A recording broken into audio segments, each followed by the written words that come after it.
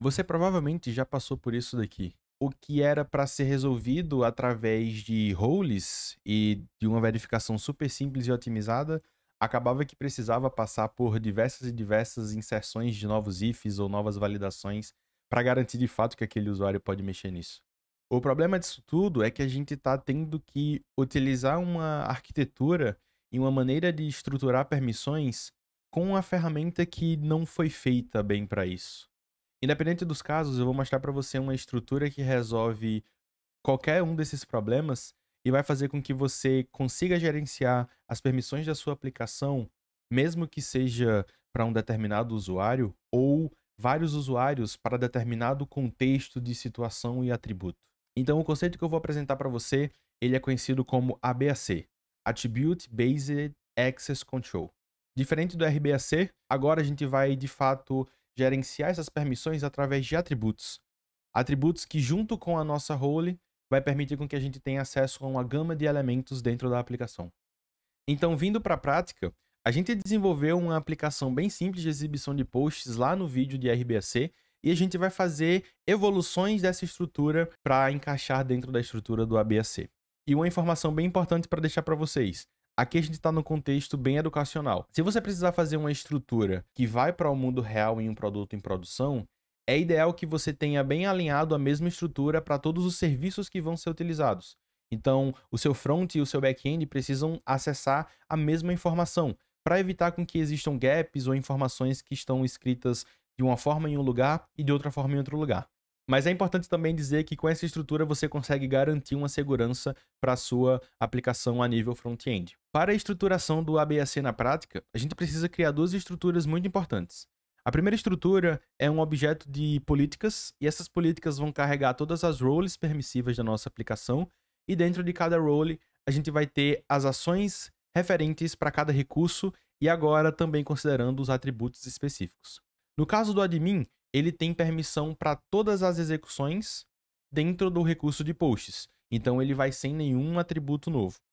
O caso da Role Moderator, a gente definiu ela para um nível de usuário com acesso de gestão em determinada organização. Então, esse usuário, ele tem nível permissivo como um admin, só que para a organização específica dele. Nesse caso, ele pode fazer a leitura de todos os posts, mas toda a parte de criação, edição e remoção apenas quando for posts da sua própria organização. Nesse mesmo contexto de organização, a gente tem o Writer. A única diferença é que ele não pode fazer a edição e a remoção de posts que sejam da sua organização. Então, posts que têm a sua própria autoria são os posts que ele tem permissão para executar essas ações. As demais ações, ele pode fazer leitura em todos os posts da aplicação e a criação apenas quando for dentro da sua própria organização.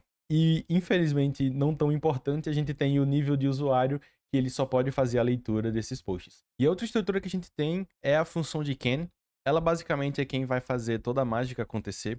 Essa função ela precisa receber 3 parâmetros. O primeiro parâmetro é os dados do usuário. O segundo parâmetro é a ação que a gente quer executar para aquela determinada verificação. E o terceiro parâmetro é o recurso que a gente quer executar essa ação para esse determinado usuário. A primeira coisa que a gente faz com o usuário, então, é coletar todas as roles dele para saber quais que são as policies que ele tem acesso. Dentro das policies, a gente vai verificar se existe uma policy com a ação que a gente está tentando verificar. Então, se o usuário passa uma ação de create, ele vai tentar buscar todas as policies de ação de create para aquele usuário. No momento que o usuário tem aquela policy para aquela ação específica, a primeira coisa que a gente faz é a verificação da condição se ele pode executar aquilo. E essa verificação da condição é exatamente o nosso atributo que a gente está falando esse tempo todo. Então, aqui, dentro da nossa policy, a gente tem a condition que ela resgata esses dados enviados lá na função can e ela faz a validação necessária para poder garantir que aquele usuário tem essa ação. Então, entrando num caso que a gente consegue visualizar aqui, a gente tem o nosso usuário como um moderator da organização 123 e a gente possui 2 posts. E esses posts são da organização 123. Uma coisa que a gente vai fazer aqui, eu vou criar um novo post, tá bom? Vou fazer um post 789 e aqui eu vou como criar um vídeo, né? Eu vou colocar aqui qualquer coisa, vou deixar a mesma descrição. O usuário, eu vou colocar um outro usuário e eu vou colocar uma outra organização. Esse post que não tem as ações é justamente o post da organização 456 Se a gente vier verificar, a gente é um usuário pertencente à organization 123. Então, o que está acontecendo é, ele está permitindo a gente fazer a edição e a remoção apenas nos posts da nossa organização. O que vai acontecer é que se eu pegar esse primeiro post, como gerenciar permissões, e eu colocar que ela é da organização 456, como gerenciar permissões não vai ser mais nosso post de alcance. O que a gente pode fazer agora é passar o nosso usuário como writer e você vai ver que nenhuma permissão está aparecendo a não ser a leitura. Isso porque a gente tem 3 posts. O primeiro post é do nosso usuário, mas era de quando ele era de outra organização, no caso a organização 456. E como ele não é mais pertencente dessa organização, então ele não pode mais fazer esse gerenciamento. Então, se a gente voltar aqui à organização para 123, que é a mesma organização dele, ele consegue fazer essa edição, beleza? E aí, percebe que a gente tem um post da nossa mesma organização, só que como ela é de outro usuário, ele não tem acesso a essas ações. Então a gente consegue delimitar para o mesmo tipo de usuário, writer, ações que ele pode fazer com permissões baseadas agora em atributos e não só na sua role.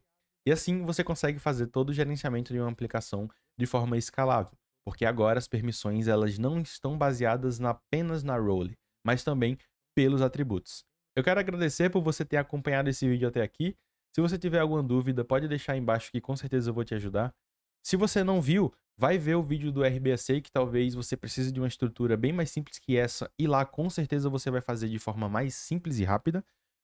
Se você caiu aqui de paraquedas, eu aconselho você se inscrever, porque a gente vai fazer bastantes novos conteúdos, e eu espero você no próximo vídeo.